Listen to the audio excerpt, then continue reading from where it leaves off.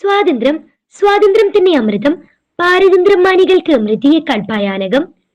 British ആധിപത്യത്തിന്റെ ചെങ്ങലകൾ പൊട്ടിച്ചെറിഞ്ഞുകൊണ്ട് നമ്മുടെ രാജ്യമായ India സ്വാതന്ത്ര്യം നേടിയത് 1947 ഓഗസ്റ്റ് 15-നായിരുന്നു.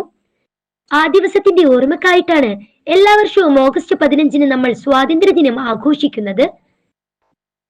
സമാനതകളില്ലാത്ത ചെറുത്തുനിൽപ്പിന്റെയും പോരാട്ടത്തിന്റെയും അനന്തരഫലമായിരുന്നു നാം നേടിയെടുത്ത സ്വാതന്ത്ര്യം.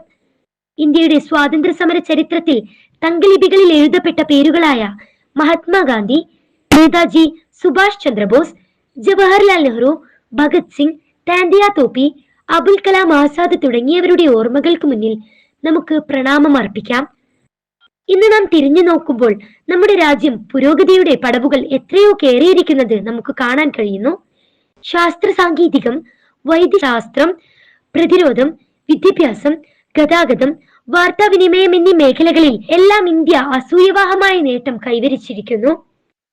ചന്ദ്രയാനും മംഗൾയാനും, ബഹിരാകാശ യാത്രികരും, ക്രിക്കറ്റ് ലോക കിരീടങ്ങളും മറ്റു രാജ്യങ്ങളുമായുള്ള ഉറച്ച നയതന്ത്ര ബന്ധങ്ങളും ശക്തമായ സൈന്യവും എല്ലാം നമ്മൾ എത്തിപ്പിടിച്ച നേട്ടങ്ങളാണ്.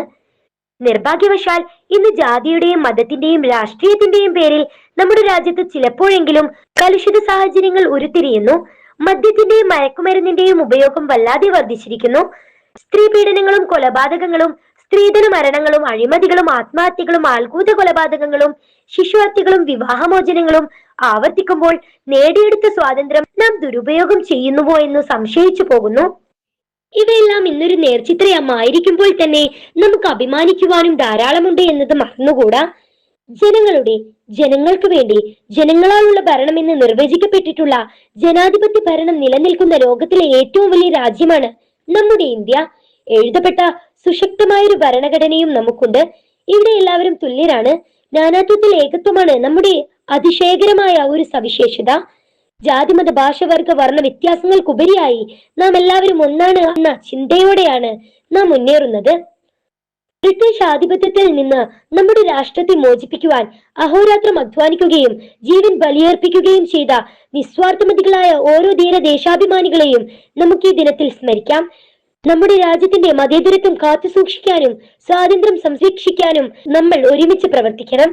എല്ലാ ഇന്ത്യക്കാർക്കും ശാന്തിയും സമാധാനവും സന്തോഷവും നേർന്നുകൊണ്ടും എല്ലാവർക്കും സ്വാതന്ത്ര്യദിന ആശംസകൾ അർപ്പിച്ചുകൊണ്ടും ഞാൻ എന്റെ വാക്കുകൾ നിർത്തുന്നു.